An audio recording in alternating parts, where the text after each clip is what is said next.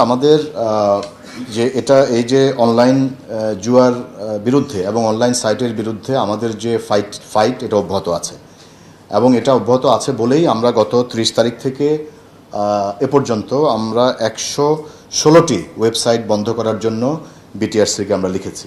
এখন আপনার প্রশ্ন যেটা হচ্ছে যে এই 116টা বন্ধ করার পরে আরও তো 116টা বা আরও বেশি আবার তারা নতুন করে আবার তৈরি করবে। তো এটা একটা আসলে ফাইট আমাদের চলতেই থাকবে। আমরা যখনই দেখব নতুন ওয়েবসাইট আসছে আমরা সেটিও আবার বন্ধ করব, এটা আমরা বন্ধ করব। পাশাপাশি এটার পিছনে যারা জড়িত তাদেরকে আমরা আইনের আওতায় নেওয়ার জন্য আমাদের সর্বাত্মক প্রচেষ্টা আছে এবং যেই প্রসেসের অংশ হিসাবে আমরা আজকে এই যে 23টি ওয়েবসাইটের যে একদম সমূলে আমরা তাদেরকে গ্রেফতার করেছি এবং এটি আমরা বন্ধ করে দিচ্ছি। পাশাপাশি আমাদের যে এমএফএস মোবাইল যে নাম্বারগুলো 879টি নাম্বার আমরা পাঠিয়েছি বিএফআইইউতে বন্ধ করার জন্য এবং তাদের বিরুদ্ধে বিএফআইইউ তদন্ত করবে।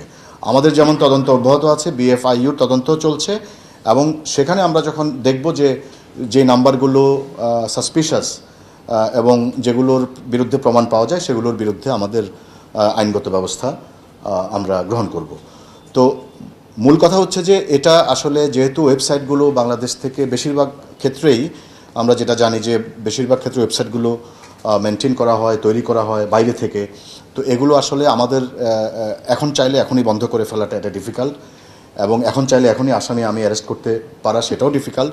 বাট এগুলো একটা লেগে থাকার একটা প্রক্রিয়া, যেগুলো আমরা প্রতিনিয়ত এগুলোর পিছনে লেগে আছি 24/7। আমি আপনাকে বলেছি যে সাইবার প্যাট্রোলিং আমরা করছি এবং এই সাইবার প্যাট্রোলিংয়ের মাধ্যমে আমরা আমাদের অ্যাচিভমেন্টগুলো আমরা যখনই করব আমরা আপনাদেরকে জানিয়ে দিব।